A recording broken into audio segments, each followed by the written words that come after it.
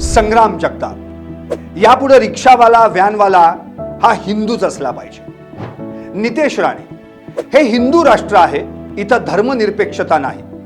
महेश लांडगे, इथून पुढे आमदार झालो नाही तरी चालेल, पण मला मुस्लिमांची मतं नको। नमस्कार, मी संदीप चव्हाण आणि आपण पाहताय LS मराठी। संग्राम जगताप, नितेश राणे, महेश लांडगे या वादग्रस्त त्रिमूर्ती आणि त्यांची वादग्रस्त विधान, तिघेही लोकनियुक्त आमदार, दोन भाजपचे तर एक राष्ट्रवादीचे। तिघांनाही हिंदुत्वाचा कैफ चढला। सातत्यानं मुस्लिम विरोधी वक्तव्य करायची आणि चर्चेत राहायचं एवढंच यांना काम।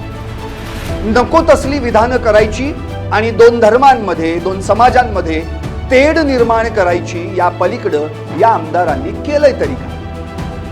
ब्रह्मा, विष्णू आणि महेश्वर सामोरे बसले, मला हे दत्तगुरु दिसले, हे गाणं जरा आठवा आणि ब्रह्मा, विष्णू, महेश्वर यांच्या ऐवजी या त्रिमूर्तींची नावं ठेवून पहा। दत्तगुरु ऐवजी तुम्हाला कोणता शब्द सुचतोय बरं?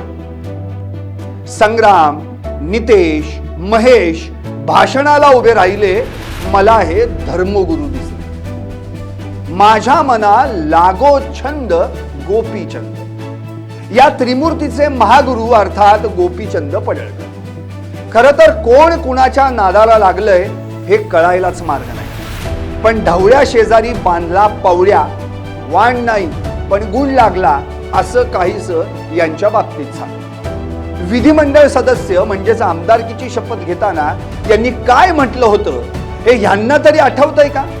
आठवण करून देऊ। मी कायद्याद्वारे स्थापित अशा भारतीय राज्यघटनेप्रती खरी श्रद्धा व निष्ठा बाळगीन।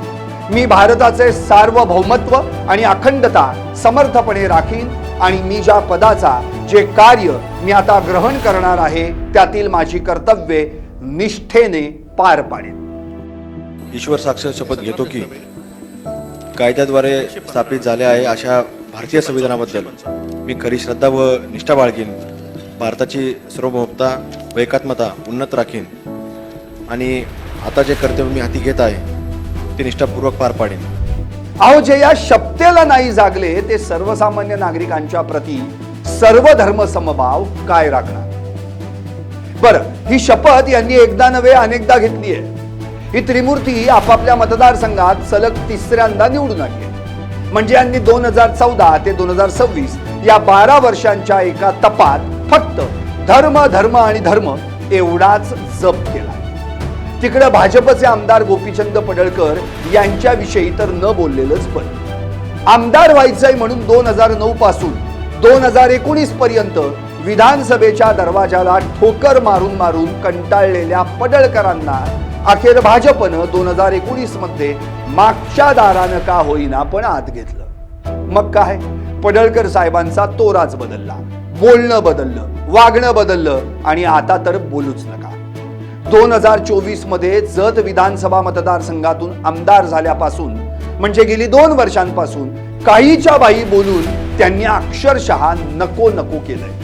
उद्धट, उर्मट आणि कुचकट बोलण्यात तर त्यांचा हात कुणीच धरणार नाही।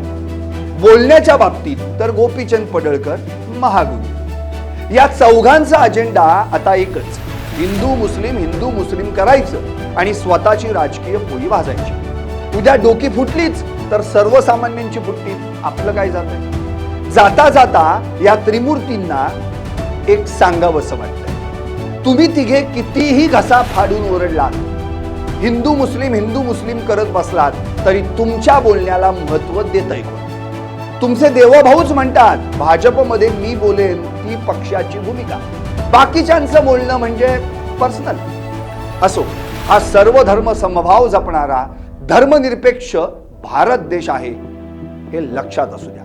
हा अखंड भारत आहे हे स्मरणात राहू द्या। पाहत रहा LS मराठी, सत्याच्या पाठी, बातम्या सर्वांच्या सर्वांसाठी।